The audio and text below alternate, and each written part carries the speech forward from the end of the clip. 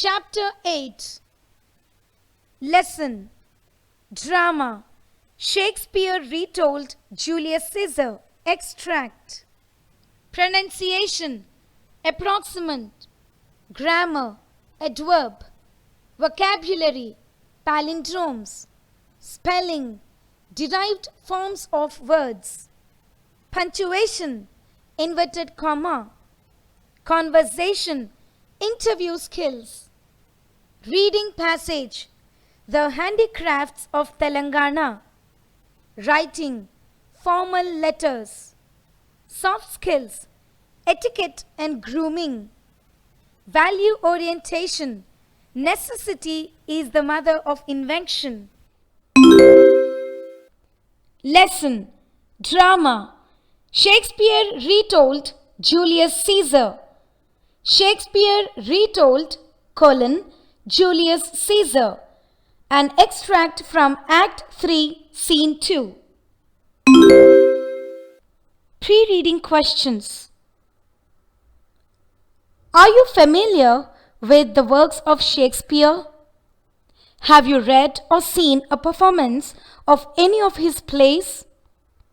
Have you seen any film or television adaptation of Shakespeare? Do you know who Julius Caesar was? Do you know where he was from and which period in history he belonged to? Have you ever heard a speech that motivated or inspired you? Do you know of any famous speeches? The present lesson is a prose adaptation of a short extract from Act 3, Scene 2 of William Shakespeare's play, Julius Caesar. About the playwright and about the play.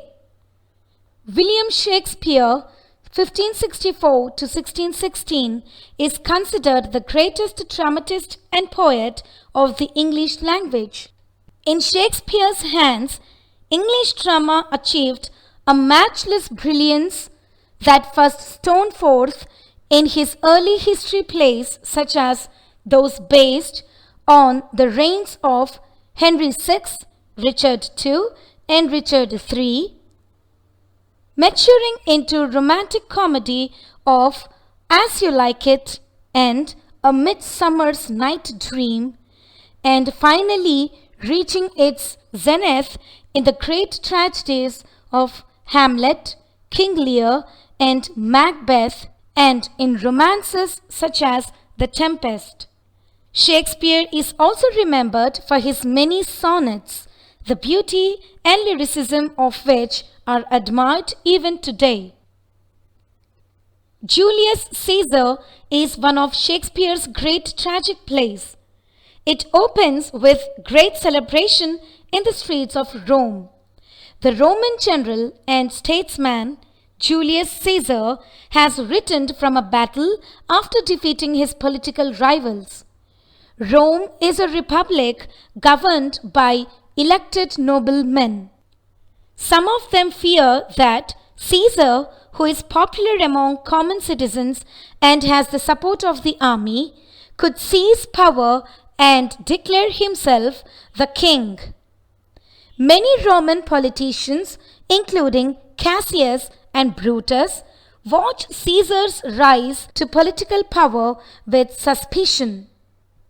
While Cassius is outright jealous, Brutus has the larger interests of Rome's people at heart. Cassius, Casca, and other politicians persuade Brutus that Caesar must be killed in order to save Rome.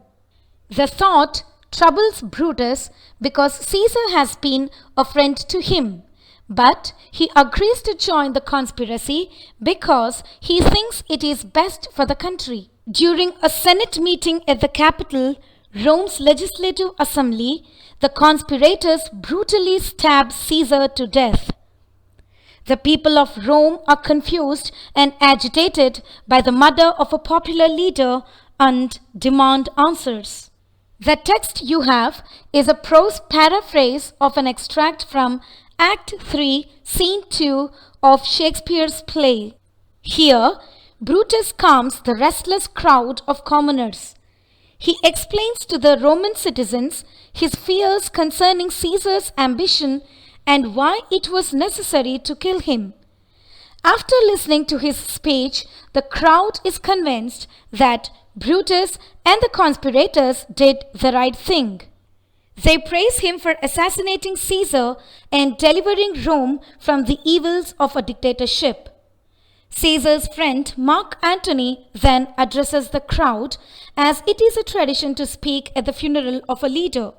Antony has been warned by the conspirators not to say anything against them. Antony does not say anything directly against the conspirators. Instead, he reminds the crowd of Caesar's many services to Rome. His praise for Caesar sways the crowd, who now turn against the conspirators. This scene shows the power of oratory, which is the art of formal speaking in public. We see two men speak at cross purposes, each using rhetorical devices to persuade the audience. Brutus attempts to justify his assassination of Julius Caesar. He appeals to the crowd's wisdom and sense of honor and requests them to give him a fair hearing. He says that his love for Caesar was great, but his love for a free Rome was greater. He claims that Caesar was growing ambitious and that under Caesar's dictatorship, Romans would live a life of slaves. Brutus concludes that he has offended no one by killing Caesar, but has instead rendered the citizens of Rome a great service. The commoners call for various honors to be bestowed upon Brutus. They are so impressed that they even talk of making Brutus their king, the very thing that prompted Brutus and the other conspirators to kill Caesar. When Caesar's friend Antony comes to the pulpit or podium to address the crowd, public opinion is very much in favor of the conspirators. Antony cannot condemn the conspirators without harm to himself. He claims he has no intention of praising his dead friend, and he praises the murderers instead as honorable men. He says that if Caesar was ambitious as described by Brutus, then his murder was indeed justified. However, he presents many arguments to prove that Caesar was not ambitious, while at the same time enumerating Caesar's good qualities. He uses emotional appeals to stir the crowd. Not once does he say anything against the conspirators, but his clever speech hits its mark. The crowd reasons that if Caesar was not ambitious as claimed by Brutus, then his murder was a grave injustice. The mood of the commoners changed sharply once again, and they now cry out for the blood of the murderers. This short extract demonstrates two instances of the power of words. Through skillful use of well-chosen language, both Brutus and Antony managed to persuade their audience of the correctness of their respective thoughts and deeds. Shakespeare shows us the importance of mastering the ability to communicate effectively, a skill that you should practice and perfect for success in your personal and professional lives. After this scene, the play continues in the following manner. The common people of Rome riot, riot, and kill the conspirators they manage to catch. Brutus and Cassius flee the city. Antony and his supporters gather an army to defeat Brutus and his supporters. Suspicion, mistrust, and a sense of misunderstanding lead to the death of Brutus and Cassius, and Antony's army emerges triumphant. Antony praises Brutus as the noblest Roman of all and orders a proper formal funeral for him. Glossary. Ancestor, Ancestor, meaning someone from whom you are descended. who came much before your grandparents. Purvikulu. Capital. Capital CAPITOL, meaning the building in which the Roman state legislature meet and them. Commonwealth. COMMONWEALTH, meaning a political system in which the supreme power lies in a body of citizens who can elect people to represent them. Degraded. DEGRADED, meaning unrestrained by morality. Indebted. INDEBTED, meaning owing gratitude or recognition to another for help or favors. Lupercal. LUPERCAL, capital L, meaning an ancient Roman festival of health and fertility celebrated in mid-February. Noble. NOBLE. Here it means having high moral principles. Rationally. RATIONALLY, meaning wisely or logically. Reason. REASON. First meaning, an explanation of the cause of something. Second meaning, the ability to think clearly and logically. Tyrant. TYRANT, meaning a cruel and oppressive dictator. Valor. VALOUR, meaning bravery, courage, or heroism. Conspiracy. CONSPIRACY, meaning a secret plan by a group of people to do something unlawful or harmful. Conspirator. CONSPIRATOR, meaning a person who takes part in a conspiracy. Stab. STAB, meaning thrust a knife or other pointed weapon into someone so as to wound or kill. Riot. RIOT, meaning a violent disturbance of the peace by a crowd. Triumph. TRIUMPH, meaning a great victory or achievement. The present lesson is a prose adaptation of a short extract from Act 3, Scene 2 of William Shakespeare's play Julius Caesar. Characters.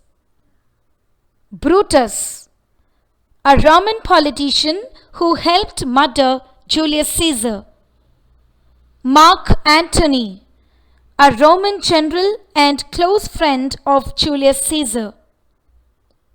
Citizens, the common people of Rome. Brutus. Be patient until I've explained everything. Romans, countrymen, and dear friends. Be silent so that you can hear my reasons for killing Caesar. Believe me, for I am an honorable man, and keep in mind the respect that I have earned so that you can trust what I say. Criticize me wisely and be attentive so that you can judge me correctly. If there is any friend of Caesar's present here, I assure him that my love for Caesar was no less than his. If he demands to know why I oppose Caesar, here is the reason. It is not that I love Caesar less than anyone else, but that I love Rome more than everything else. Which would you prefer? That Caesar were alive and all of us die as slaves, or that Caesar was dead and we live as free men? I weep for Caesar because he loved me. I rejoiced in his good fortune.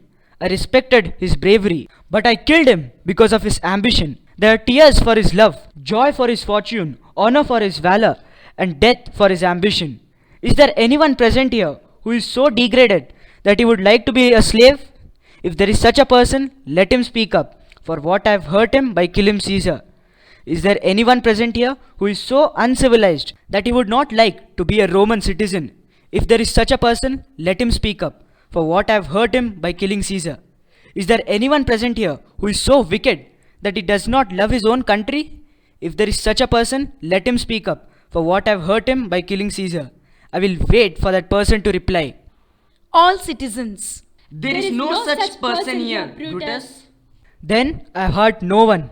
I have not done anything to Caesar than you yourself would not do to me. The details and justification of his death are all recorded in the Capitol. The praise he deserved has not become less, nor have his flaws, for which he was punished by death, been overemphasized. Antony enters with Caesar's body. Brutus. Here comes Caesar's dead body, mourned by Mark Antony, who, although not involved in the murder, will receive the benefits of it. He will receive an equal share in the Commonwealth, just like all of you. Having said this, I now leave. Just as I thought it fit to kill my best friend for the good of Rome, so will I not hesitate to kill myself when my country requires me to sacrifice my life. All citizens. Live Brutus, long live. We will accompany Brutus to his house like a grand hero. We will make a statue of him and place it near those of his ancestors. Let Brutus become our next ruler. Yes, let's make Brutus our king, as he has all the good qualities of Caesar. We will bring Brutus to his house with shouts of joy and victory. Brutus. My countrymen. Citizens. Shh! Quiet everyone! Silence! Brutus is speaking. Yes, quiet. Listen. Brutus. My good countrymen, allow me to go home alone. And because I ask you, stay here and pay your respects to Caesar. I have given Mark Antony my permission to say a few kind words about Caesar. I request that no one leave except me until Antony has spoken. Brutus leaves the scene. Citizens. Everyone remain here. Let's listen to Mark Antony. Let him climb onto the platform. We will listen. Noble Antony, climb up. Antony. Because of Brutus, I am indebted to you. Citizens. What did he say about Brutus? He says that because of Brutus, he is indebted to all of us. It's best if he does not speak badly of Brutus. This Caesar was a tyrant. That's true, for sure. We are blessed that Rome is rid of him. Silence! Let's hear what Antony has to say. Antony. Kind Romans, friends and countrymen, please pay attention. I've come here to bury Caesar, not to praise him. The memory of the wrong things that men do lives long after their deaths, but the good gets buried along with them. Let this be the case with Caesar as well. The noble Brutus said that Caesar was ambitious. If indeed this was true, then it was a serious flaw. And Caesar has paid the price for this fault. With the permission of Brutus, I have come to speak at Caesar's funeral. He was my friend, loyal and fair to me. But Brutus says he was ambitious, and Brutus is an honorable man. Caesar brought many captives of war back to Rome, whose riches made this city wealthy. Did this accomplishment cause Caesar to seem ambitious? When the poor were sad, Caesar wept with them. Ambition should be tougher than that. Yet, Brutus says he was ambitious, and Brutus is an honorable man. Every one of you saw that on the day of the Lupercal festival, I offered Caesar a royal crown thrice, but he refused it all 3 times. Would you call this ambition? Yet, Brutus says he was ambitious, and surely he is an honorable man. I am not here to contradict Brutus. I am here only to speak about what I know. All of you loved Caesar at one time, and with very good reason. So what is stopping you from mourning his death now? Oh, that's the reason. Animals behave more sensibly these days, while men have lost their power to think rationally. Forgive me, my heart is buried in the coffin with Caesar. I need to pause until I can control my emotions. Citizens. I think there is a lot of sense in what he says. If you think about it, Caesar has suffered a great injustice. He has, hasn't he? I am worried he will be succeeded by someone worse. Did you hear Antony? Caesar wouldn't accept the crown. Therefore, it is certain that he wasn't ambitious. If that's true, some people are going to pay dearly for what they have done. Poor Antony, his eyes are as red as fire because of how much he is crying for the death of Caesar. There isn't a noble man than Antony in all of Rome. Pronunciation. Approximant. Approximant. Approximants are consonant sounds that are produced by bringing one speech organ, such as the tongue or lips, close to another speech organ without actually touching it. This group of sounds includes L, R, Y, and W. Listen to the following table of approximant sounds when they appear in initial, medial, and final position of words in English. The sound L. In initial position, examples lamp, lit, lion, etc. In medial position, examples flower, silly, blame, bluff, etc. In final position, examples call, feel, deal, etc. The sound R when appears in initial position. Examples rain, ribbon, rainbow, realm, etc. In medial position, examples stream, character, breeze, etc. In final position, here please note that though there are many words that end with letter R in English, the pronunciation of those letters would be A when it comes to British English. Therefore, the sound R is not found in British English pronunciation of words ending with letter R. Next, approximant Y. In initial position, examples yellow, uniform, union, etc. In medial position, examples beauty, pupil, duke, dew, etc. In final position, please note that there are many words in English that end with letter Y, but not any word in English ends with the sound Y. The Y sound either appears in initial position or medial position, not in final position of any word in English. Next, the approximant W when appears in initial position. Examples water, one, which, wall, etc. In medial position, examples always, squeeze, etc.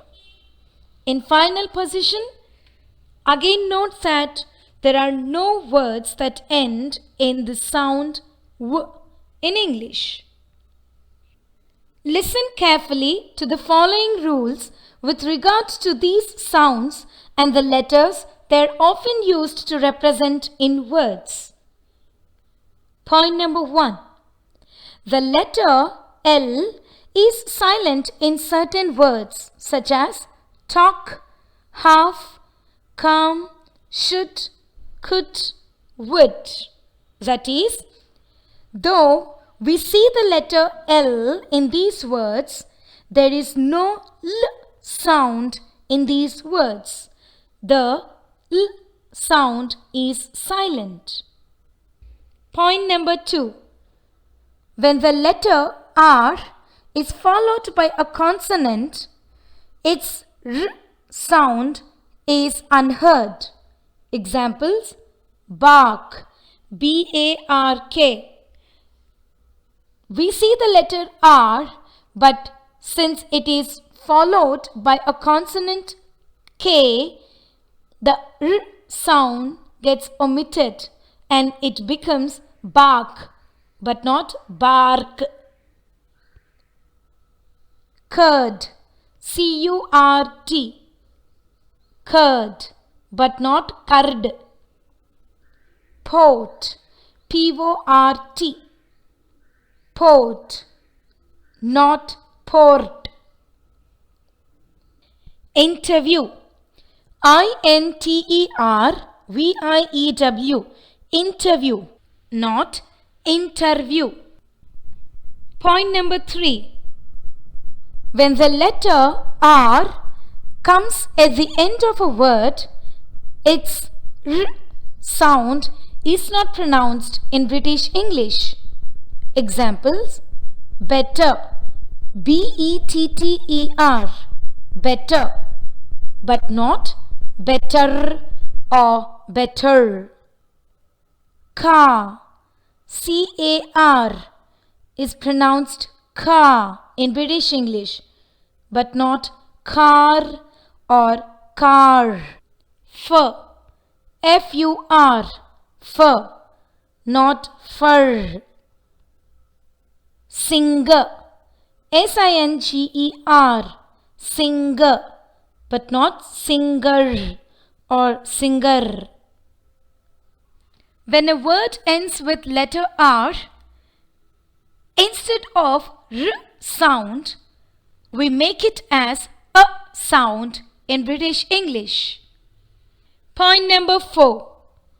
In British English, the sound of the phoneme R is heard only when the letter R is followed by a vowel sound. Examples: break, B-R-E-A-K. The letter R is followed by a vowel E and also the vowel sound E. That is how the sound R is heard. Break, drive, D-R-I-V-E, drive. The letter R is followed by a vowel letter I. That is, the letter R is followed by a vowel sound I, drive. 100, H-U-N-D-R-E-D, hundred. Rat, R-A-T. Point number 5. When the letter W is followed by the letter R, the W sound is unheard. Examples: write, W-R-I-T-E. We see the letter W before the letter R in this word, but when it is pronounced, the W sound is missing, right? Yes, this is because when the letter W is followed by the letter R, the W sound of W is omitted. Write, W-R-I-T-E. Wrong, W-R-O-N-G. Wrinkle, W-R-I-N-K-L-E. Wriggle, W-R-I-G-G-L-E. Exercise. Identify the approximate consonant sound in each of the following words. 1. Twig. The answer is W. 2. Badly. The answer is L. 3. Greeting. The answer is R. 4. Student. The answer is Y. 5. New. The answer is Y. 6. Crazy. The answer is R. 7. Healthy. The answer is L. 8. Rupees. The answer is R. 9. Young. The answer is Y. 10. Wine. The answer is W. Exercise 2. Do the following words contain any approximate consonant sounds? If yes, which one? If no, what is the reason? 1. Queen. Queen. Queen. The answer is W. The word queen has the approximate consonant sound W. Queen. 2. Card. Card. This word has the letter R, but since it is followed by the consonant letter D, the sound of the letter R is omitted.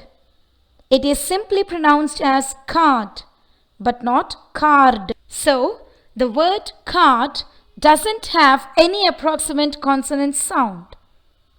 3. Future. Future. The answer is Y. Remember, the word future has the letter R, but it is omitted and pronounced as A. Future, but not future. On the other hand, the word future has the approximate consonant sound Y. Few, Y, you. 4. Apple. Apple. The answer is L. 5. Half. Half. The answer is, this word half doesn't have an approximate consonant sound. Though the letter L is evident in the word, it is silent. So there is no L sound in this word. It's just half. 6. Heart. Heart. This word too doesn't have an approximate consonant sound. Though the letter R is evident in the word, since it is followed by the consonant T, the R sound is omitted. It is just heart, but not heart. 7. Wrist. Wrist. Wrist. The answer is that the word doesn't have an approximate consonant sound. Though the letter W is visible, yet since it is followed by the letter R, the W sound of the letter W is omitted. It is just wrist, but not wrist. 8. Balm. Balm. The answer is L. 9. Whom. Whom. Whom. The word whom, though begins with the letter W, yet the W sound of W is unheard because of the sound H. Whom, but not whom. 10. Yolk. The word yolk has the letter L, but it is unheard as it is preceded by the consonant K. It is just yolk, but not yolk. So, the word yolk doesn't have an approximate consonant sound in it. 11. Never. Never.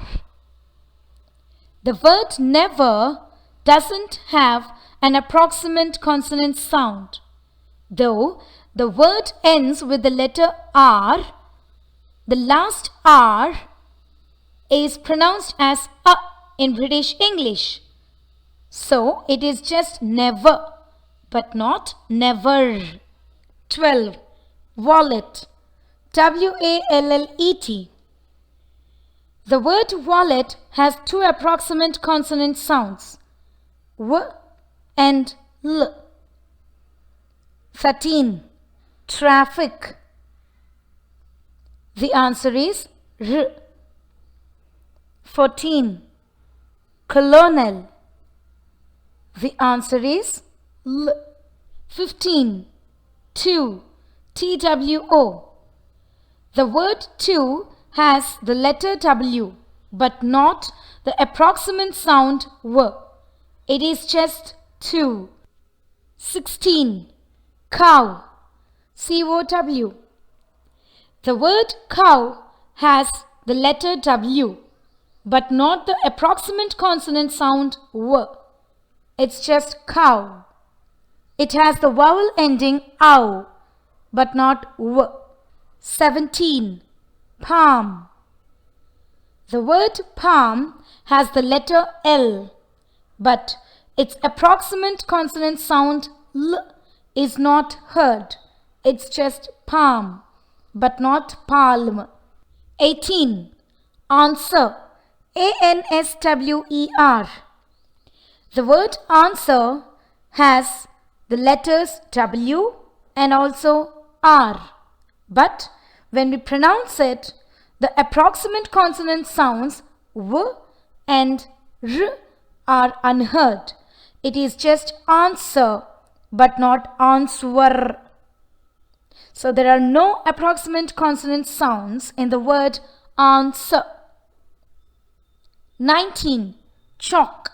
C-H-A-L-K. The word chalk has the letter L but it is unheard. It is just chalk, not chalk. So the word chalk doesn't have an approximate consonant sound. 20. Sword. S-W-O-R-D. Sword. The word sword has the letters W and R, but the approximate consonant sounds of these two letters are unheard. We do not say it sword, it's just sword. So the word sword doesn't have any approximate consonant sound in it.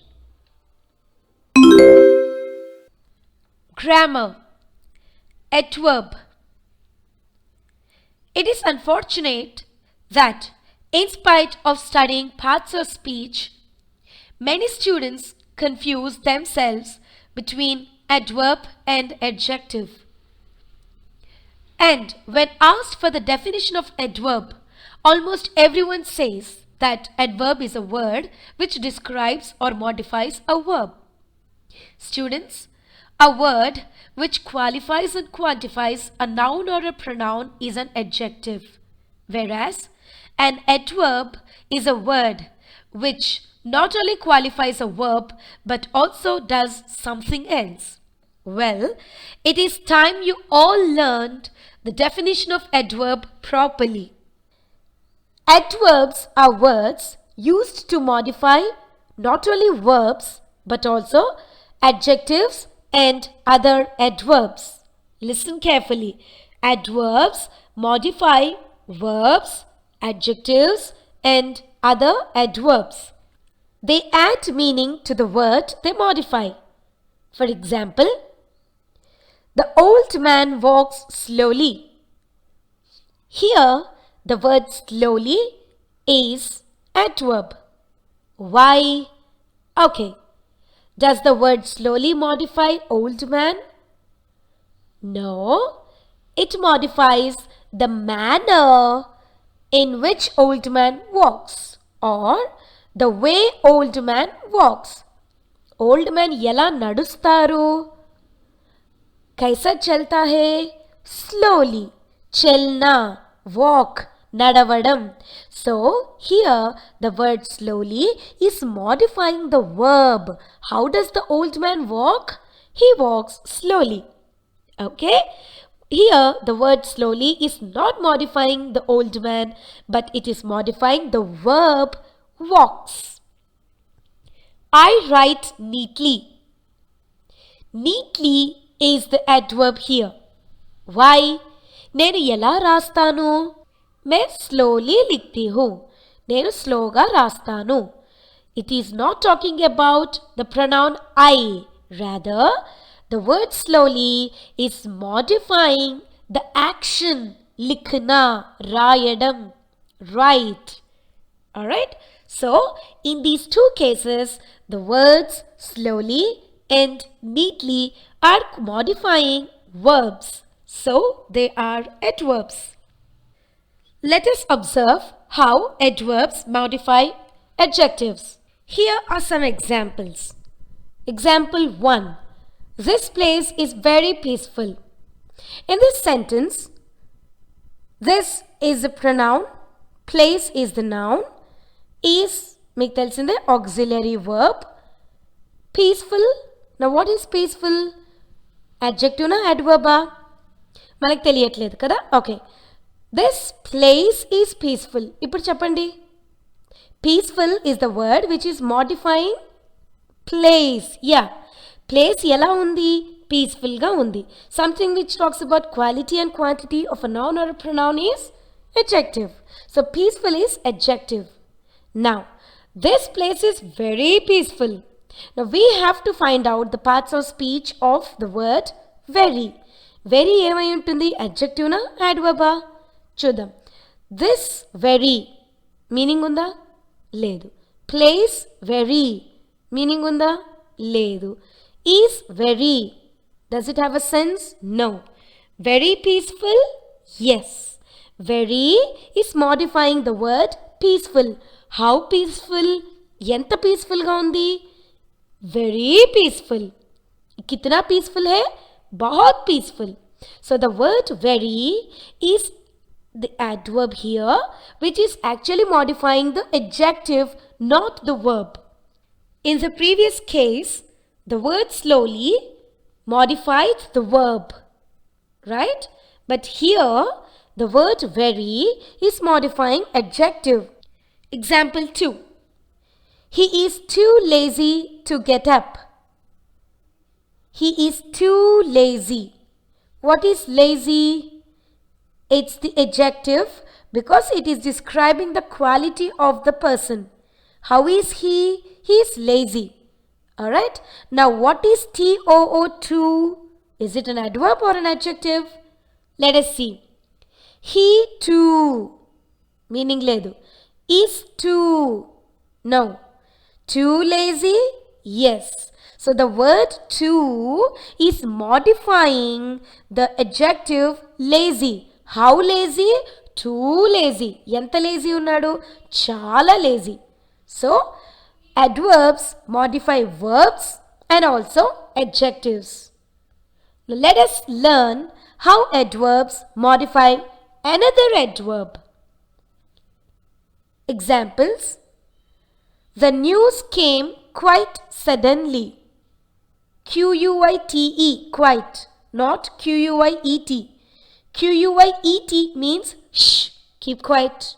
That's adjective. But here quite ante thoda, koncham. So the sentence is, the news came quite suddenly. Suddenly is the adverb.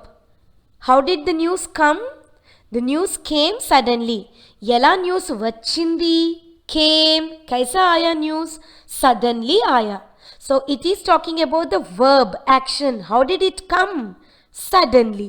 So suddenly is the adverb. So what could be the path of speech of this word quite? Quite. Let us figure it out. The quite. Quite matlab thoda, koncham. The koncham. Meaning unda? No. News koncham. News thoda. No meaning. Came thoda. No. Thoda suddenly? Quite suddenly? Yes. So the word quite is modifying the word suddenly, which is the adverb itself. Suddenly bhi adverb hai or quite bhi adverb ban ja raha. Already suddenly adverb. కానీ ఈ quiet అన్నది ఒక యాడ్వర్బ్ని ఇంకా modify చేసి చెప్తోంది కాబట్టి క్వైట్ని కూడా adverb అనే అంటారు. So to conclude, adverbs are words that modify verbs, adjectives and other adverbs. Alright, clear? Great. Depending on the function, adverbs are divided into various types. 1. Adverbs of manner. 2. Adverbs of frequency. 3. Adverbs of time. 4. Adverbs of place. 5. Adverbs of degree. 1. Adverbs of manner. Adverbs of manner tell us how something happens. For example, she came in quickly. How did the action happen? ఎలా వచ్చింది తన లోపలికి? Quickly. Therefore, quickly talks about the manner of verb. Verb ఎలా జరిగింది? ఏ మేనర్లో జరిగింది? Quickly. Right? So, adverbs of manner talk about the way verbs, adjectives and adverbs are modified by an adverb. 2. Adverbs of frequency. Adverbs of frequency tell us how often something happens. For example, she goes to the market daily. How often does he go to the market? He goes daily. అంటే ఇక్కడ word daily is talking about the frequency of the action. Action ఎప్పుడు జరుగుతుందంట? ఎప్పుడెప్పుడు మార్కెట్కి వెళ్తాడు? He goes daily. So daily is the adverb of frequency. We meet our grandparents once in a year. How often do we meet our grandparents? We meet them once in a year. So, ఎప్పుడెప్పుడు వెళ్తారు? Once in a year. ఇదంతా కలిపి adverb. Adverb of frequency. Ram and Shyam meet each other on Fridays. ఎప్పుడెప్పుడు Ram and Shyam కలుసుకుంటారు? ప్రతి Friday, హరేక్ Friday वो दोनों मिलते. So, on Fridays is the adverb. Students, do not get confused. When a word acts like an adverb, it is adverb. When more than one word acts like an adverb, it is called adverbial. Well, don't be confused. Maybe you have this in detail in the next year. Okay. For now, we are just talking about adverbs. 3. Adverbs of time. Adverbs of time tell us when something happens, when, the time. For example, students have a farewell party today. ఎప్పుడుందంట? What is the time? When do the students have a farewell party? Today, ఈ రోజే. So the word today is the adverb that talks about the time. I will meet you at 10 o'clock. When will I meet you? At 10 o'clock. So that is adverb of time. Again I tell you, ఒక్క word ఉంటే adverb. ఇక్కడ I will meet you when at 10 o'clock. రెండు words వస్తున్నాయి. Okay? At is actually a preposition. కానీ it is acting like an adverb here because at 10 o'clock both together make an adverb. Right? So if more than one word acts like an adverb, it is called adverbial. Alright. 4. Adverbs of place. Adverbs of place tell us where something happens. For example, he wants us to wait outside. Ekkada? Outside. So the word outside is the adverb here. He wants us to wait where? Or where does he want us to wait? Outside. So outside is the adverb which talks about the place. I will meet you there. Where will I meet you? There. Akkada. Udhar. So there is the adverb. 5. Adverbs of degree. Adverbs of degree tell us the intensity or degree of something. For example, the new shop is too far. How far? Too far. So the word too is the adverb. Therefore, adverbs can be adverbs of manner, adverbs of frequency, adverbs of time, adverbs of place, and adverbs of degree. In simple way, I would say adverbs answer 4 questions. Remember 4 questions. Question number 1. How? How. Yela. Kaisa. When a word or group of words answer the question how with regard to the manner of verb, adjective or another adverb, it is called an adverb. Students, if I say she is lazy, tanu lazy ga undi. The word lazy is adjective here. How is she? She is lazy. Madam మరి how ఎలా అని అంటున్నారు కదా, మరి lazy adverb అవ్వాలి కదా. No, lazy adjective. Why? Because it is talking about the quality of the pronoun she. Something which talks about the quality and quantity of noun or a pronoun is an adjective. Right?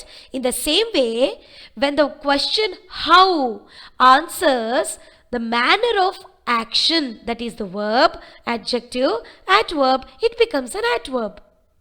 In this example, I write neatly. How do I write? I write neatly.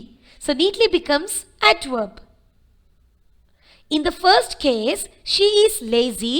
The word lazy is talking about the manner, quality of the pronoun. In the second case, the word neatly is talking about the manner, quality of the verb. నేను ఎలా రాస్తాను, నీట్గా రాస్తాను. When I say adverb answers the question how, please remember it is with regard to the verb, adjective or adverb. Am I clear, students? Okay. Now the second question that an adverb answers is when, eppudu, kab. When a word or group of words answer the question when with regard to the time of verb, adjective or adverb, it becomes adverb. The wedding is tomorrow. When is the wedding? Tomorrow. So tomorrow becomes the adverb. Yesterday was my birthday.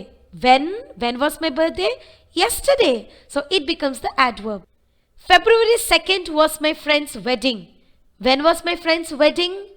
February 2nd. Alright. So that is the adverb of time. When. Question number 3. Where? Yakkada? Kaha? When a word or group of words answer the question where with regard to the place of verb, adjective or adverb, it becomes an adverb. Please come here. Where should I come? Here. Ikkadiki. Idhar. So that becomes the adverb. To conclude, the questions are how, when, where, how many times or how often. Usually, when we add the suffix ly to an adjective, it becomes an adverb. Say beautiful, beautifully.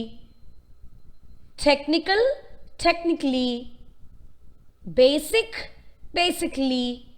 Thorough, thoroughly. Neat, neatly. Unfortunate, unfortunately, etc. We have also learned that non-finite verbs, participles, can also be adverbs. Sometimes when verbs ending in ed or en act like adverbs too. But remember one thing, students, adverb is a word which modifies verbs, adverbs or adjectives. Exercise 1. Fill in the blanks with suitable adverbs using the adjectives given in brackets as clues. Also, mention the kind of adverb it is. Is it adverb of manner, adverb of time, or adverb of frequency, or adverb of degree, or what? 1. Come dash before it finishes. In brackets, the adjective given to you is quick. Come dash before it finishes. The answer is come quickly before it finishes. So you have added ly to the adjective given. Quick plus ly, quickly. Quick is adjective, quickly is adverb. Well, yela ravali, kaisa ana, quickly. So it is talking about the manner. Yela, kaisa, manner of the action come. So the word quickly is the adverb of manner. 2. Although he is a good student, comma, he did not do dash in the exam. In brackets, the adjective given to you is good, G-O-O-D. Although he is a good student, he did not do dash in the exam. The answer is well, W-E-L-L. Although he is a good student, he did not do well in the exam. And the word well is talking about the manner of the action. How did he perform? How did the action happen? It did not go well. He did not perform well. Therefore, the adverb well is the adverb of manner. How? 3. Telugu is my mother tongue. I speak it dash. In brackets, the adjective given to you is fluent. Telugu is my mother tongue. I speak it dash. The answer is fluently. F-L-U-E-N-T-L-Y. Fluent is adjective. Add ly suffix to it to make it adverb.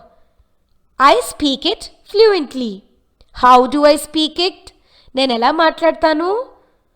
Fluently. So, fluently is the adverb of manner. 4. He did not complete the course as dash as he thought he would. In brackets, the adjective given to you is easy. He did not complete the course as dash as he thought he would. The answer is easily. E-A-S-I-L-Y. Easy is the adjective. Easily is the adverb form. He did not complete his course as easily as he thought he would. And the adverb easily is the adverb of manner. How? Easily. 5. I reached on time because I left home dash.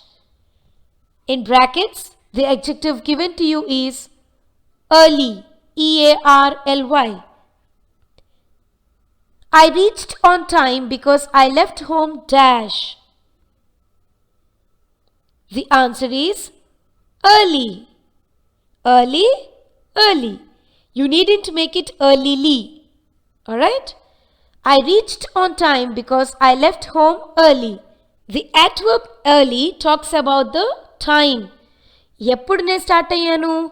ఎర్లీగా start అయ్యాను. So, it is the adverb of time. When did I leave? I left home early. Exercise 2.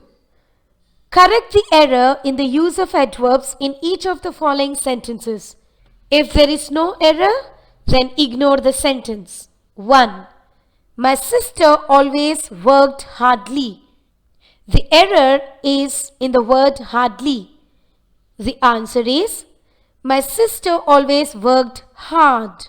Here the adverbs are always, that talks about the frequency, and hard talks about the manner. The two adverbs in this sentence are always. How often? She always worked. Second one, how did she work? Hard. H-A-R-D, hard. There are two adverbs, always and hard. Hardly is wrong. 2. He is driving too fastly. Students, there is no word called fastly in English. Slow, slowly. Alright, correct. Neat, neatly. Right. Right, rightly. Right. Poor, poorly. Right. But fast doesn't have fastly form in English. It is just fast. Fast can be used as an adjective. Fast can also be adverb, sometimes based on the function in a sentence. So, the answer is he is driving too fast, but not fastly. 3. He is dressed casually. How did he dress up? He dressed up casually. So casually is the adverb. It talks about the manner of dressing, and this sentence is error-free. There is no error in this sentence. 4. The plane flew highly in the sky. The error is in the word highly. It should just be high. So the answer is the plane flew high in the sky. And the adverb high talks about the manner. How did it fly? It flew high. 5. The pan is really hot. Here, the word hot describes the pan. So hot becomes adjective. Then where is the adverb? Yes, really is the adverb. The pan is really hot. Yenta hot? How hot? Really hot. So really is the adverb and there is no error in the use of adverb in this sentence. The pan is really hot makes sense. There is no error. To conclude, an adverb is a word which modifies a verb, an adjective or another adverb. It answers 4 questions with regard to verb, adverb, adjective. Those 4 questions are when, where, how many times. When talks about the time, where talks about the place, how talks about the manner, and how many times or how often talks about the frequency. Vocabulary. Palindromes. Palindromes. A palindrome is a word, phrase, number or other sequence of symbols that reads the same backward as forward. Examples: BIB, bib, PEEP, peep, TOT, tot, REFER, refer, MADAM, madam, LEVEL, level, RADAR, radar, EVE, eve, NUN, none, WOW, wow, NOON, noon, CIVIC, civic. When you reverse these words, still they sound the same, they spell the same, and they mean the same. Listen carefully further. BIB, reverse the spellings? Yes, it's still the same, BIB, bib. PEEP, reverse చేయండి, PEEP. TOT, reverse it, TOT. It's the same again. LEVEL, ఉల్టా చేస్తే LEVEL, same. MADAM, ఉల్టా చేసి చదివినా MADAM. REFER, reverse it, REFER. RADAR, reverse, RADAR. EVE, reverse it, EVE. NUN, reverse చేస్తుదామా, NUN, it's the same. WOW, ulta, WOW. NOON, ulta, NOON. CIVIC, read it backward, it's the same, CIVIC.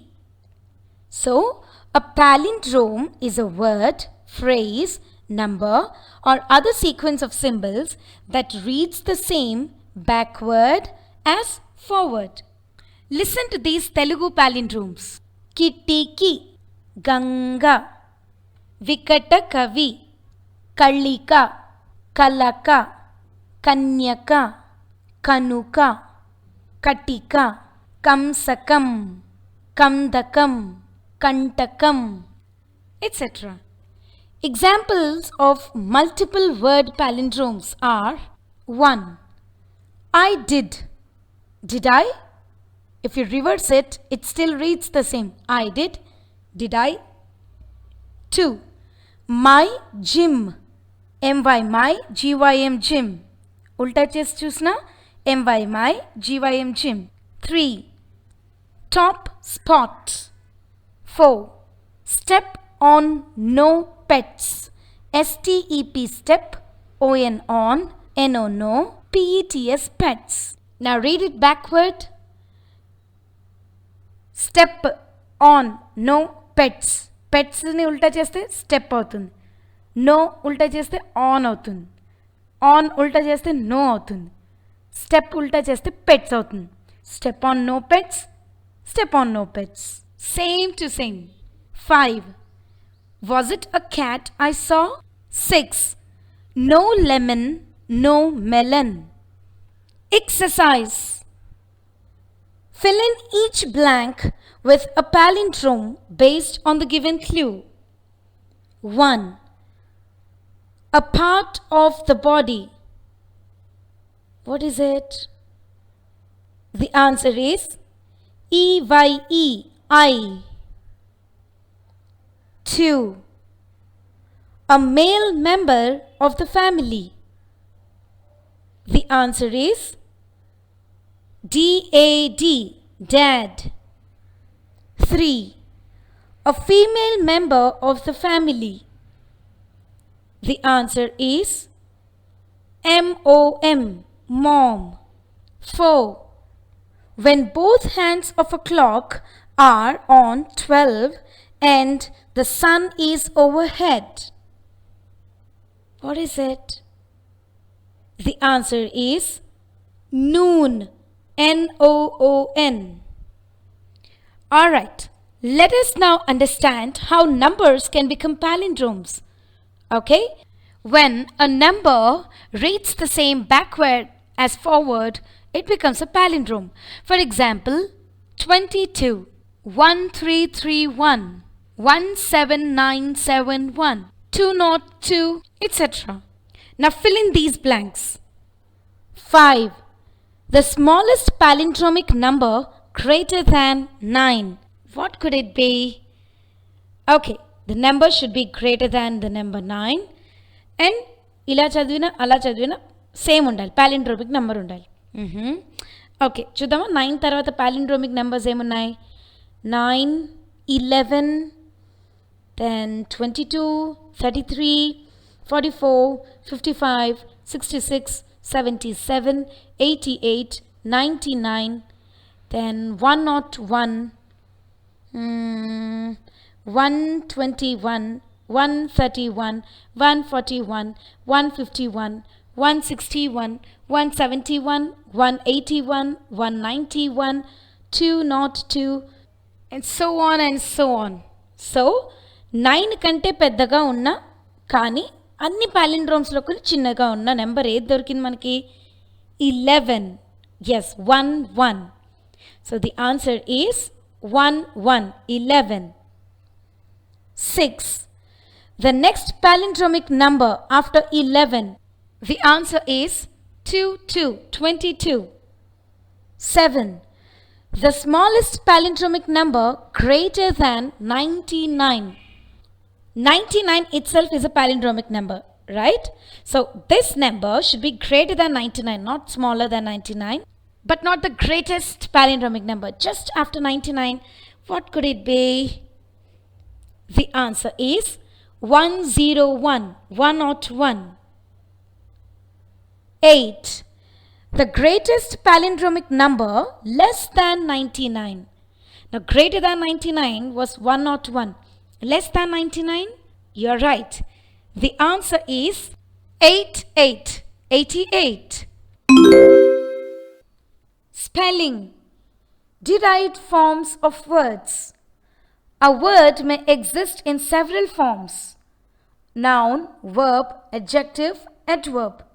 For example, the noun carefulness has the adjective and adverb forms as careful and carefully. It is important to note the spellings of these various forms. Another example is beauty is the noun, beautiful adjective, beautifully adverb, beautify verb. Exercise 1. Attraction, noun form. Attract, verb form. Attractive, ATTRACTIVE, adjective form. Attractively, adverb form. ATTRACTIVELY. 2. Reduction, REDUCTION is the noun form. Reduce, reduce, verb. Reductive, reductive, adjective. Reductively, reductively, adverb. 3. Worship. Worship is both noun and verb. Worshipful, worshipful, adjective. Worshipfully, worshipfully, adverb. 4. Security, security, noun. Secure, secure, secure is both verb and adjective. Securely, securely, adverb. 5. Power. Power is both a noun and verb. Powerful, powerful, adjective form. Powerfully, powerfully, adverb form. 5. Collection, collecton, noun. Collect, collect, verb. Collective, collective, is adjective. Collectively, collectively, is adverb form. 6. Action, action, is noun. Act, act, is verb. Active, active, is adjective. Actively, actively, adverb. 7. The word glory is the noun, glory. Glorify, glorify, verb. Glorious, glorious, is adjective. Gloriously, gloriously, adverb. Punctuation. Inverted comma. The inverted comma, also called a quotation mark, is a punctuation mark used in pairs to set off a speech, a quotation, a phrase, or a word. Example 1. Shakespeare said, "All the world's a stage."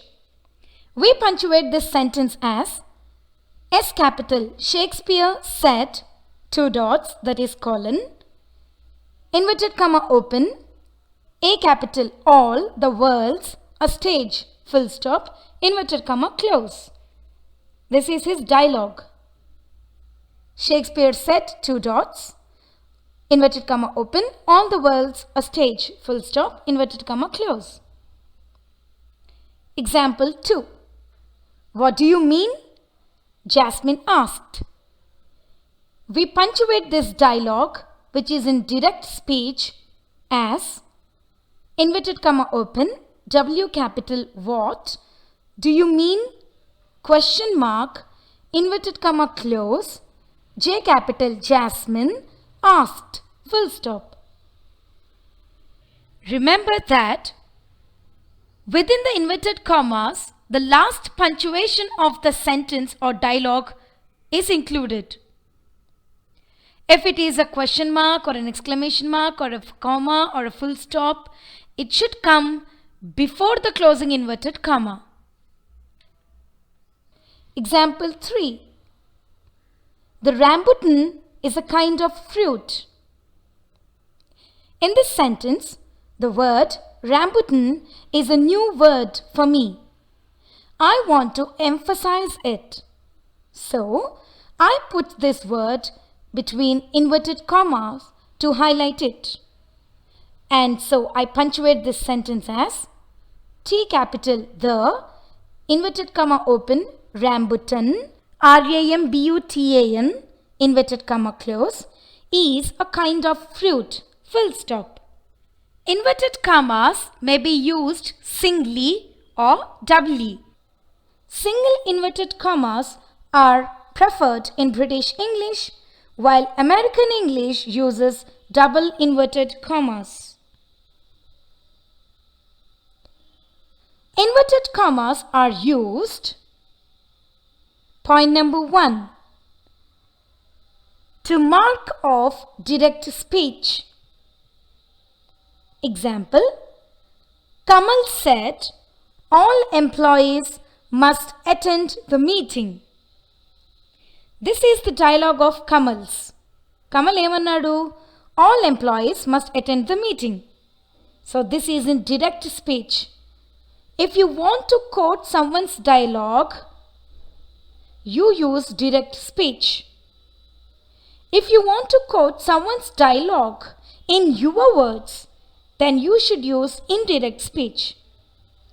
So this sentence, Kamal said, all employees must attend the meeting, should be punctuated using inverted commas as K capital Kamal said, comma, inverted comma open, A capital all employees must attend the meeting, full stop, inverted comma close. Or the other way to say is inverted comma open, all the employees must attend the meeting, comma, inverted comma close, said Kamal, full stop. అంటే ఏమైంది ఇక్కడ? First dialogue వచ్చి next ఎవరన్నారో అది వచ్చింది కదా. First కేసులో first Kamal said తర్వాత comma వచ్చి ఇన్వర్టెడ్ కామాస్ ఓపెన్ అయ్యి డైలాగ్ వచ్చింది. ఫైనల్గా ఫుల్ స్టాప్ వచ్చి ఇన్వర్టెడ్ కామా క్లోజ్ అయింది. సెకండ్ కేసులో ఫస్ట్ డైలాగ్ ఎప్పుడైతే వస్తుందో నెక్స్ట్ ఎవరన్నారో వస్తుందో first inverted comma open the dialogue, full stop పెట్టకుండా కామా పెట్టి ఇన్వర్టెడ్ కామా క్లోజ్ చేసి ఎవరన్నారది సెడ్ కమల్, అక్కడ full stop. If we want to say Kamal's dialogue in our words, then we should use indirect speech and write this sentence as Kamal ఏమన్నాడు ఇప్పుడు మీరు చెప్పాలి. Kamal ordered all employees to attend the meeting. Full stop. Indirect speech doesn't use inverted commas. Point number 2. Inverted commas are used to quote someone word for word. For example, he told us that we must attend the meeting. In this sentence, must attend. It has to be emphasized. నువ్వు ఖచ్చితంగా attend అవ్వాలి. So, if you want to highlight some words, you put them between inverted commas. This sentence, he told us that we must attend the meeting, is punctuated as H capital. He told us that we, inverted comma open, must attend, inverted comma close, the meeting, full stop. Point number 3. Inverted commas are used to enclose titles of articles, short poems, and short stories. Example, in your exams, when you start writing an answer, you begin the answer with the introduction of the lesson and the name of the author, right? So this is how you write. Supposedly, you are attempting an answer from the lesson of Psalm of Life, which you had learnt in the first semester. Okay, so the answer should begin this way. The poem, inverted comma open, a psalm of life, A capital, P capital, L capital, inverted comma close, was written by Longfellow, full stop. So you are trying to highlight the title of the lesson. So we use inverted commas to highlight the titles. Point number 4. Inverted commas are used to enclose definitions. For example, the abbreviation IST stands for Indian Standard Time. So, the expansion of the proverb can be put between inverted commas. Abbreviation of IST stands for inverted comma open, Indian Standard Time, I capital, S capital, T capital, inverted comma close, full stop. Point number 5. Inverted commas are used to indicate irony, that is the hidden meaning, inaccuracy, or unusual use. Example, your friend Danny stole your money. In this sentence, I want to highlight the word friend because being a friend, one is expected to be loyal. అక్కడ మనం friend అంటున్నాం. Friend అంటే నమ్మకస్తుడు. కానీ వాడు ఏం చేశాడు? He stole the money, దొంగలించేశాడు మన డబ్బే. సో ఫ్రెండ్ అయినప్పటికీ వాడు డబ్బులు దొంగలించాడు. ఇక్కడ ఈ సెంటెన్స్లో we put the word friend in between inverted commas to highlight the irony. Your inverted comma open, friend inverted comma close, Danny stole your money, full stop. To give you another example, well, yeah, the fresh apples were full of worms. అక్కడ ఏమంటున్నాము? we are calling the apples fresh, కానీ లోపల ఎలా ఉన్నాయి? they have insects in them. Fresh అంటున్నాము కానీ insects ఉన్నాయి. అంటే ఈ ఫ్రెష్ అనే వర్డ్ని మనము హైలైట్ చేయాలి. ఫ్రెషే కానీ ఎలా ఉన్నాయి? వార్మ్స్ ఉన్నాయి. So the inverted comma open, fresh inverted comma close, apples were full of worms, full stop. Have you understood my point? Exercise 1. There are 3 sentences in each set. Identify the sentence that has been punctuated correctly. Set 1. Sentence A. A capital. Aman told me that he was going to P capital Paris next week. Full stop. Sentence B. A capital. Aman told me, inverted comma open, that he was going to P capital Paris next week, inverted comma close, full stop. Sentence C. A capital. Amal told me, comma, that he was going to P capital Paris next week, full stop. Which of the 3 sentences has been punctuated correctly? Yes, the first one. Aman told me that he was going to Paris next week is the correct sentence. Remember, in indirect speech, we do not use inverted commas, right? Aman told me that he was going to Paris next week, full stop, is the right punctuation. Set 2, sentence A. A capital. Ali said, pronoun I capital, I am giving up smoking from tomorrow, full stop. Sentence B. A capital. Ali said, inverted comma open, pronoun I capital, I am giving up smoking from tomorrow, inverted comma close, full stop. Sentence C. A capital.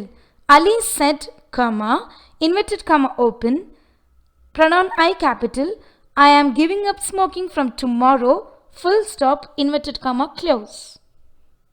Well, it is the third one.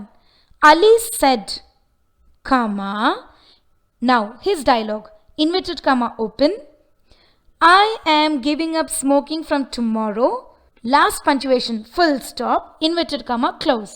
This is the right way of punctuating the dialogue. This sentence is in direct speech. Set 3. This sentence is also a dialogue and it is in 2 parts. Okay?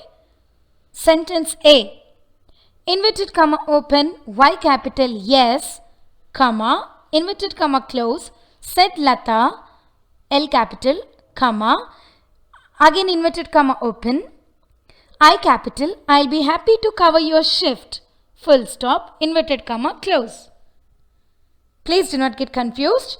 This is in 2 parts. Firstly, Lata said yes and then she continued that she'll be happy to cover someone's shift. Sentence B. Inverted comma open, Y capital yes, comma, said Lata, L capital, inverted comma close, comma, inverted comma open, I capital, I'll be happy to cover your shift, full stop, inverted comma close. Sentence C. inverted comma open, Y capital, yes, inverted comma close, comma, said Lata, comma, I'll be happy to cover your shift, full stop. Please remember, when one dialogue is cut into two parts, okay, the first part should be put between inverted commas and should have a comma within the closing inverted comma. Then the person who said Lata, Malli comma, because this is still the continuation, right? The dialogue hasn't been over yet. So said Lata, comma, the continuation ga, Malli inverted comma open, I'll be happy to cover your shift. Full stop, inverted comma close. Okay, this should be the pattern. So that means sentence A has been punctuated correctly. Listen to me carefully. Inverted comma open, yes, comma, inverted comma close. Yavarannaridi, said Lata. Malli comma, continuation enti yes tarvata, inverted comma open, I capital, I'll be happy to cover your shift, full stop, inverted comma close. Set 4. Sentence A. Inverted comma open, C capital, come, full stop, inverted comma close. Set Darshan, D capital, comma, inverted comma open, let us go, full stop, inverted comma close. Sentence B. Inverted comma open, C capital, come, comma, inverted comma close, said Darshan, D capital, comma, inverted comma open, let us go, full stop, inverted comma close. Sentence C. Inverted comma open, C capital, come, inverted comma close, said Darshan, D capital, full stop, inverted comma open, let's go, full stop, inverted comma close. Students, this dialogue too is in two parts. Firstly, Darshan said come and then he said let's go. Okay, so the dialogue has been split into two. First, we have come part of the dialogue. In between, we have who said that? Darshan said. And then what is the continuation? He said, let's go. Okay. So when you have a split of dialogues and in between the dialogues, you have the mentioning of the person who said the dialogue. So in such case, you should say it this way. Inverted comma open, the first part of the sentence, comma, inverted comma close. Then said, Darshan, Ramu, Shamu, Ali, Arman, anyone. Again comma, because it is still the continuation. Again inverted comma open, small letter. The second part of the dialogue, full stop or question mark or exclamation mark, not a comma please.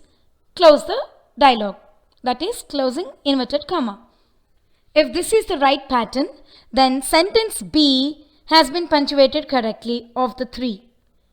It said, inverted comma open, C capital, come, comma, inverted comma close, said Darshan, comma, inverted comma open, small letter L, let's go, full stop, inverted comma close. Exercise 2.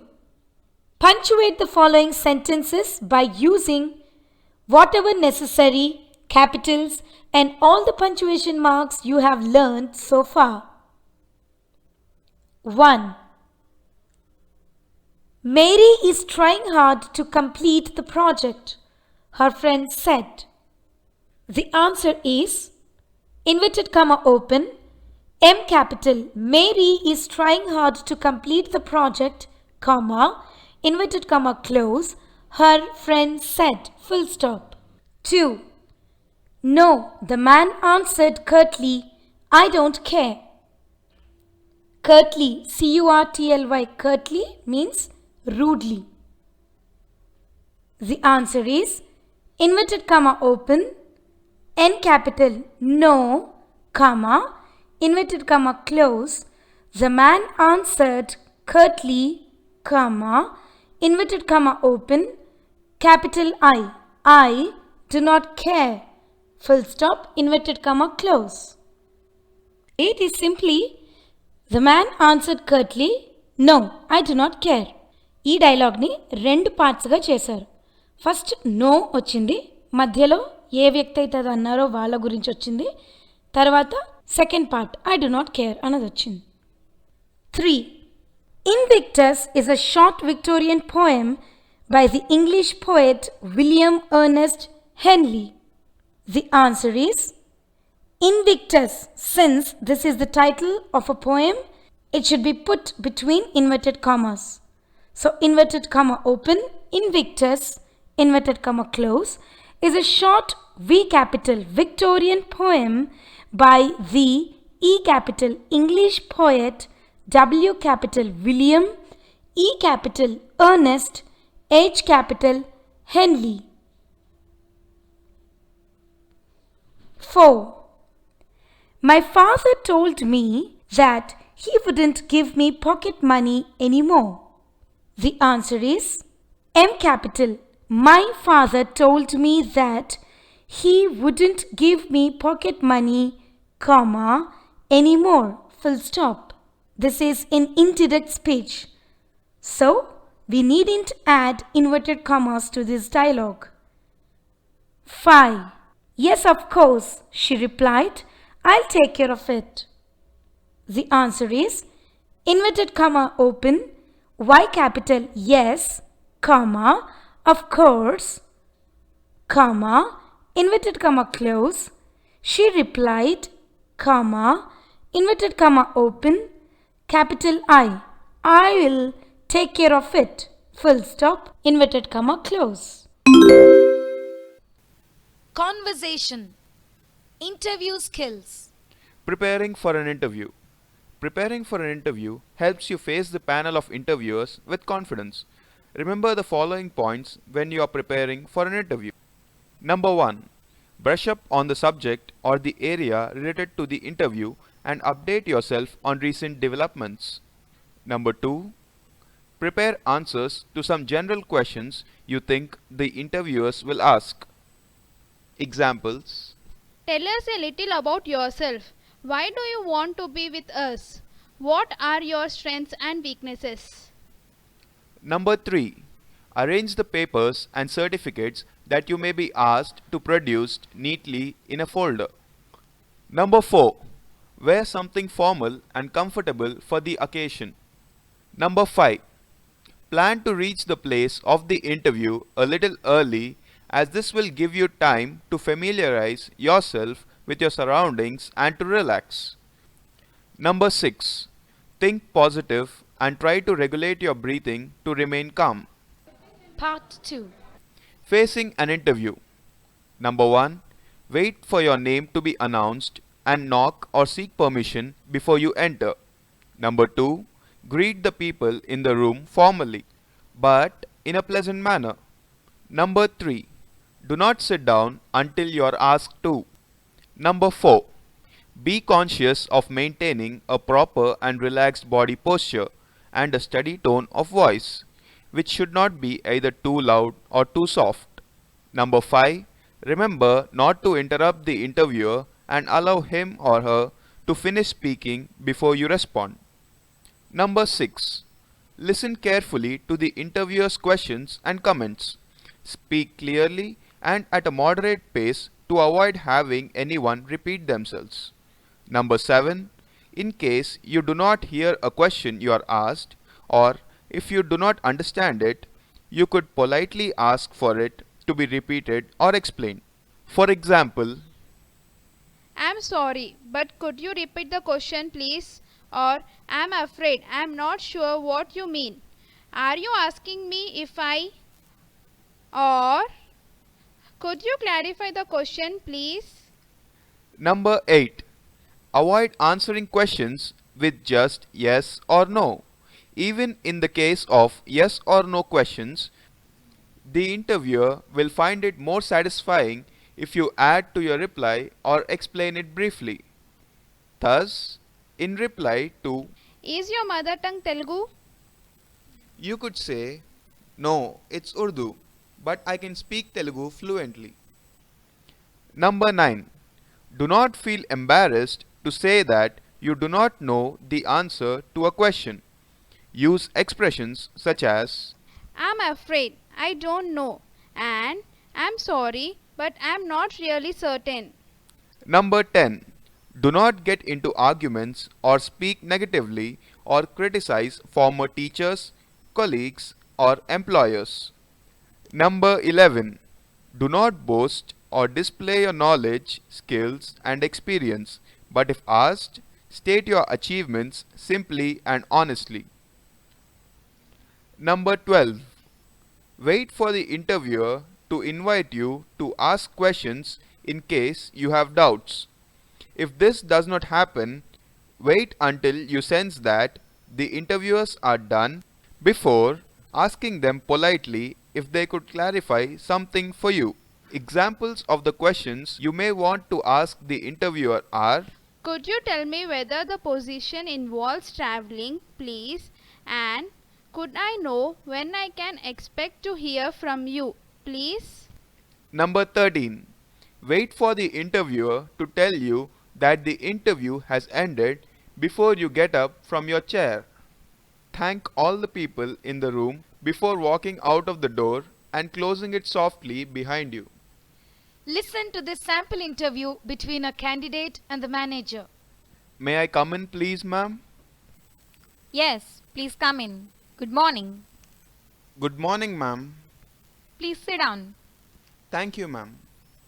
Could you begin by telling us something about yourself? Ma'am, I'm from Vizag, but I grew up in Hyderabad where my father worked until he retired.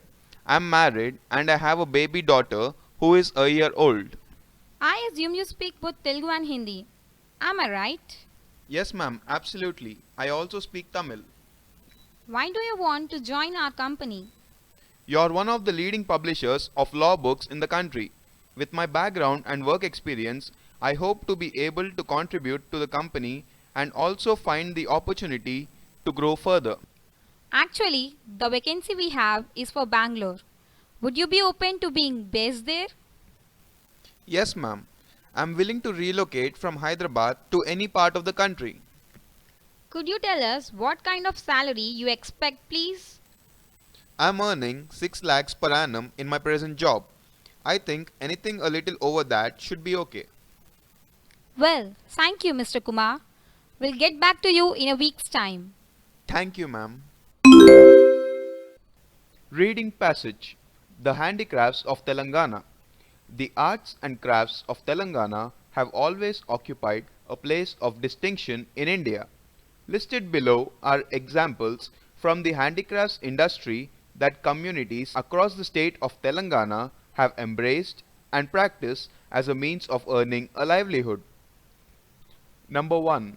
Banjara Needle Crafts. Made by the Gypsy tribes of Telangana, these are traditional handmade fabrics famous for their colorful, rich embroidery and mirror work. Number 2. Bidri Ware. Bidriware. Bidri Ware, regarded as the pride of the state, it is a metal handicraft which makes use of zinc and copper alloys decorated with thin sheets of silver.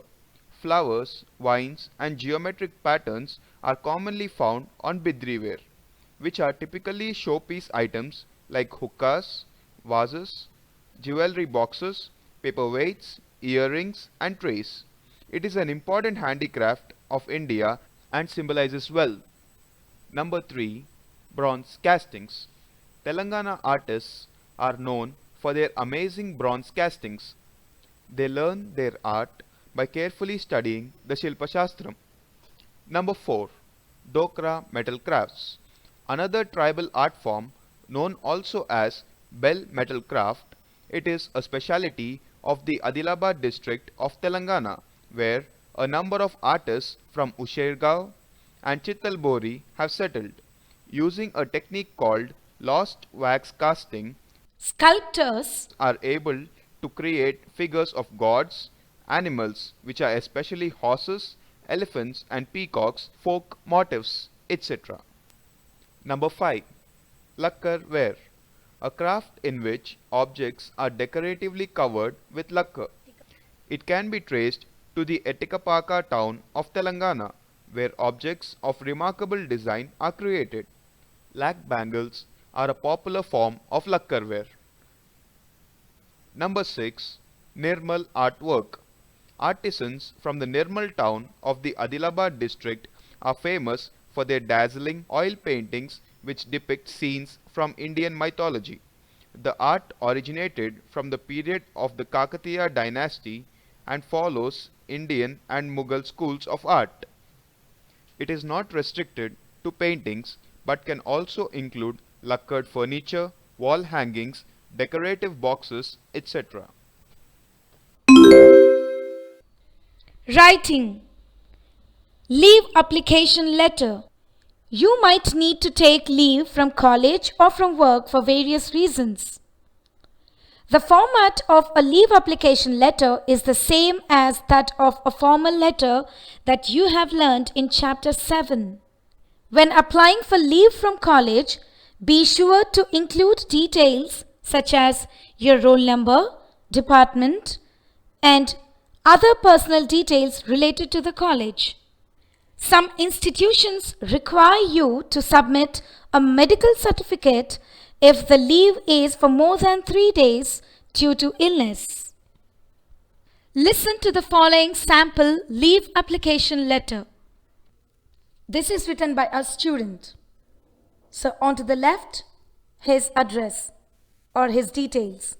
Michael Johnson, below it, 3rd BTech, in brackets the course, IT, below it, ID number 17270-934.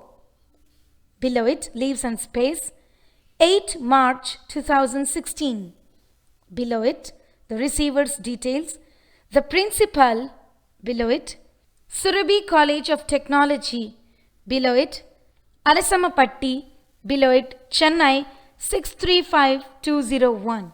Below it, leave some space, open salutations.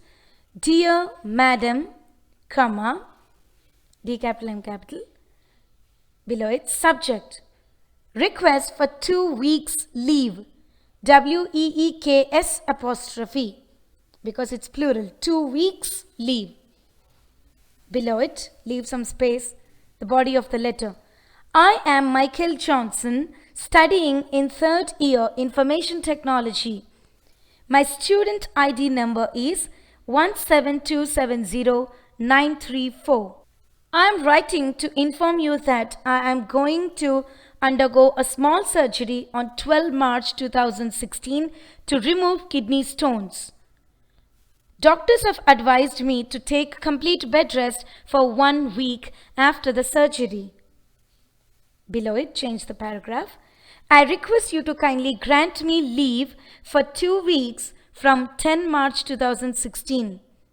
If I am forced to extend my leave, I shall inform you well in advance. Below it, leave some space. Thank you.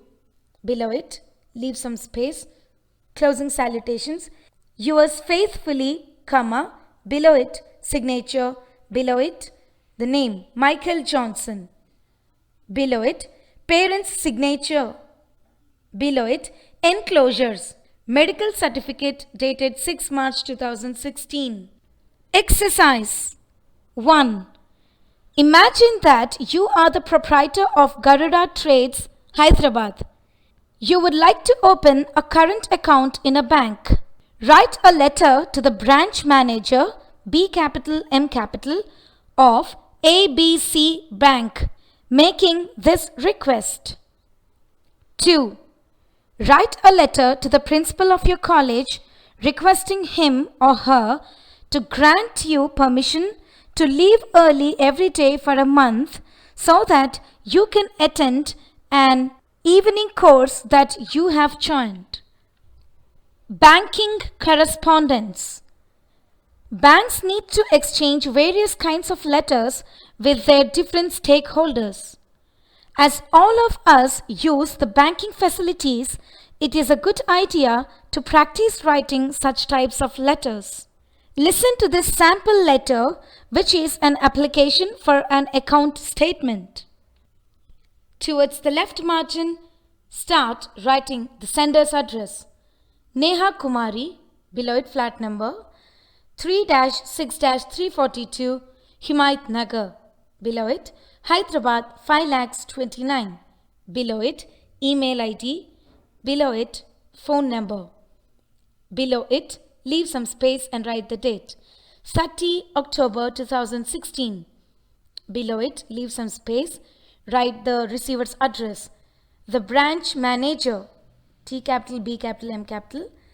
Below it, HBL Bank Private Limited. Below it, 65A Bank Street, Koti. Below it, Hyderabad 5,95,000. Below it, leave some space. Give the open salutations.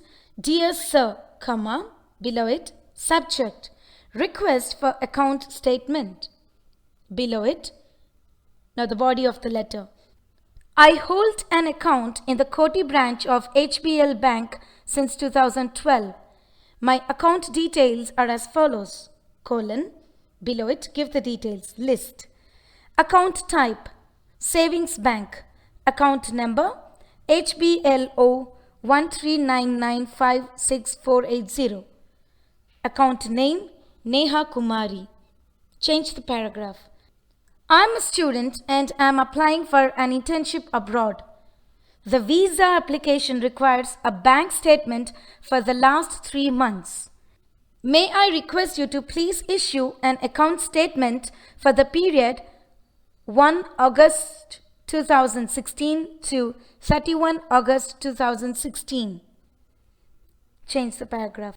I would greatly appreciate if you could please send the statement to me as soon as possible, as I need to submit my documents to the concerned embassy in a week's time. WEEK''S. Now below it, leave some space. Thank you very much. Below it, leave some space. Closing salutation. Yours faithfully, below it, signature, and below it, the name, Neha Kumari. Soft skills, etiquette and grooming. ETIQUETTE, etiquette, meaning manners. Etiquette refers to polite and courteous behavior that is considered acceptable in social and work situations. If you behave well and exhibit good manners, then people are likely to remember you in a positive way. Listed are a few examples of good work etiquette. 1. Be punctual. 2. Greet colleagues with a smile and a handshake. Remember to be friendly, that is amicable. 3. Keep your workspace neat and tidy. 4. Do not barge into or invade your colleague's office space without permission. 5. Do not speak loudly or disturb others when answering phone calls. 6. Be honest and fair when trying to resolve issues.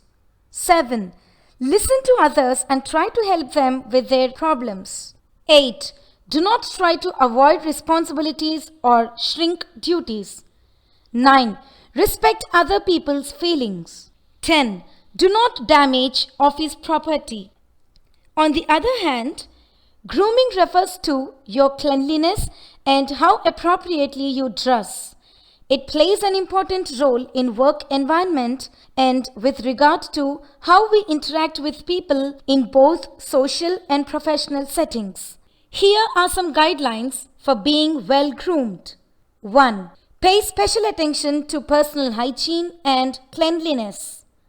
2. Dress in clothes that fit you well and reflect your age and personality. In a working environment, you must take care to dress professionally. 3. Dress neatly in clothes that are clean and ironed.